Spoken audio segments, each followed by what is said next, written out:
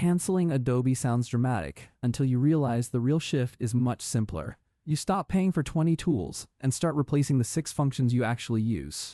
That is the honest version of this story. Adobe is still powerful. For many professionals, it still dominates key workflows. But the world around it changed. The alternatives are now much stronger than they were a decade ago. That means leaving is no longer crazy. It just takes clear thinking. The pain usually starts with price. Adobe's All Apps plan is expensive for solo creators, freelancers, students, and hobbyists. Many people use only a few core tasks, yet they keep paying for a giant bundle every month. That begins to feel less like ownership and more like rent. Adobe's 2025 changes added even more focus on generative AI and rebranded the All Apps plan in many places. Some users liked that. Others felt the suite was becoming more bloated, not more useful. So the real question became this: do you need Adobe itself, or do you need a handful of specific results? Once you ask the question that way, the exit path becomes clearer. For Photoshop-style work, Photopea is a major option. It runs in the browser. It supports PSD files, layers, masks, blending modes, and many other formats. That matters because it removes installation friction. For many people, opening a browser and editing the file is enough. GIMP is another big option. It is free and powerful, though many users still dislike parts of its workflow. Krita is excellent if your work leans more toward painting and illustration. Then there is Affinity. Affinity became a much bigger story because its photo, vector, and layout tools started looking like a real design stack instead of isolated replacements. For vector work, Inkscape is still the leading free option. It will not feel identical to Illustrator, but it can do a lot, especially for SVG-heavy work. Figma also covers some design jobs, especially interface and collaboration tasks, though it is not a print-first Illustrator clone. For page layout, Affinity's publishing tools are one of the clearest Adobe escape routes. That matters because the old Adobe advantage was not only Photoshop or Illustrator alone. It was the connected world between raster, vector, and layout. If a rival stack starts covering all three, the lock-in gets weaker. Video is where many people finally find the courage to leave.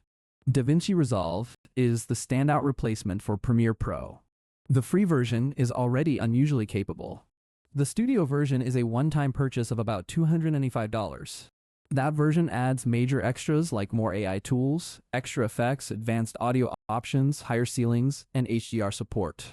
For many creators, Resolve alone makes the monthly Adobe bill much harder to defend. But there is one category where Adobe still grips people hard: After Effects.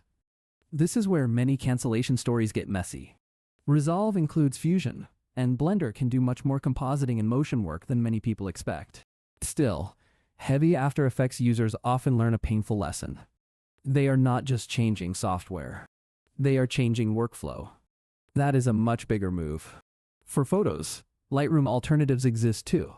Capture One is the premium route for many photographers. Darktable and Raw Therapy serve many raw processing users for free.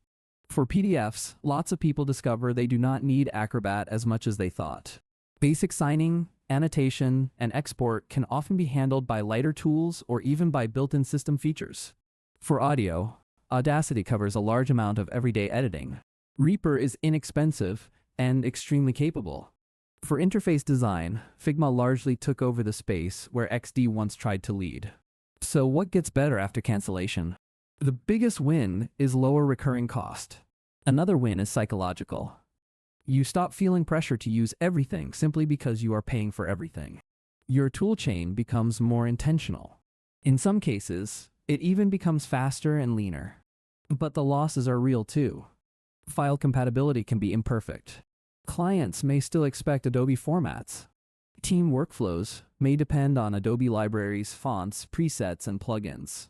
And the ecosystem effect is powerful. Adobe is not only a set of apps.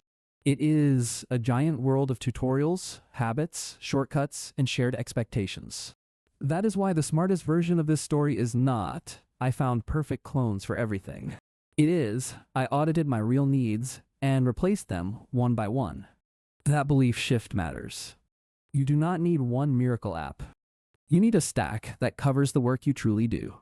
Once you see that clearly, the subscription stops looking like a necessity and starts looking like a choice.